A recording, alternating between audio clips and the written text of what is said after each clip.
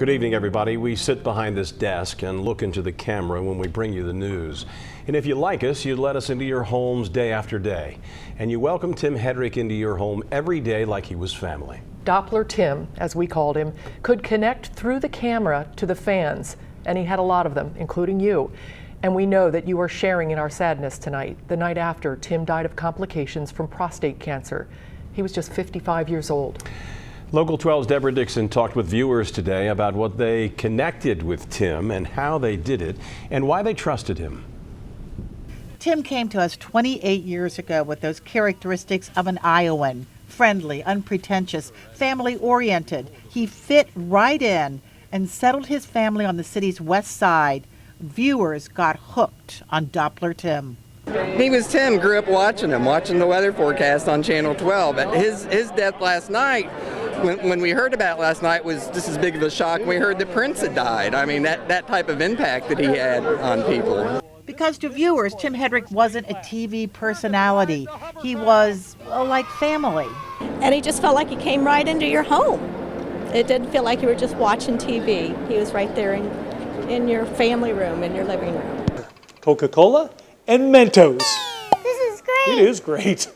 Even though Tim did a science guy segment, he didn't talk like a scientist. To viewers, he was more like the guy next door.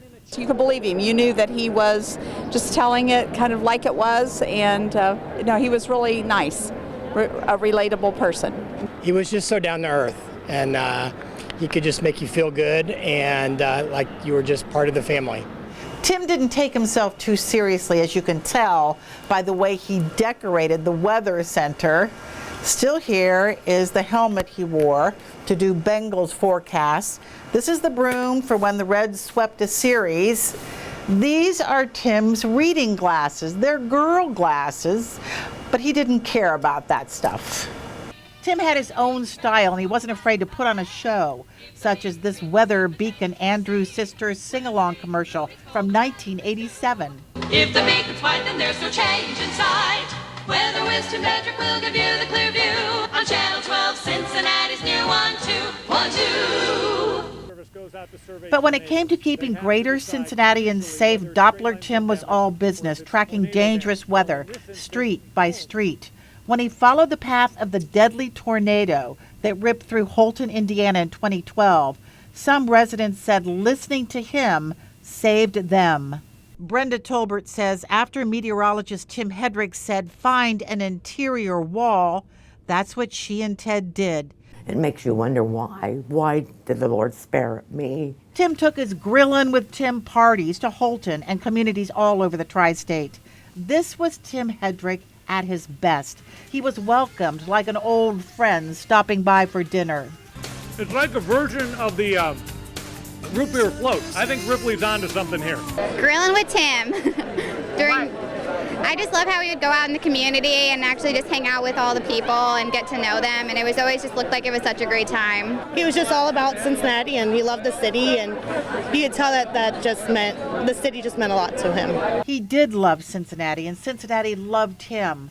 When he got sick and wasn't on the air, viewers called daily. They were worried about him. Families do that. When Tim was here in February, I talked to him about his 3 kids and wife Cindy, whom he adored. I didn't hug him because it would have felt like goodbye. I wish I had. Deborah Dixon, Local 12 News. And Tim, like so many others, has been in a battle for his life against prostate cancer. The battle lasted more than 8 years. After his initial surgery, doctors struggled to find the cancer that his PSA number said was there. They really only found it over the last month, and it was very aggressive. But still, Tim thought it was beatable, and he fully expected to come back to work.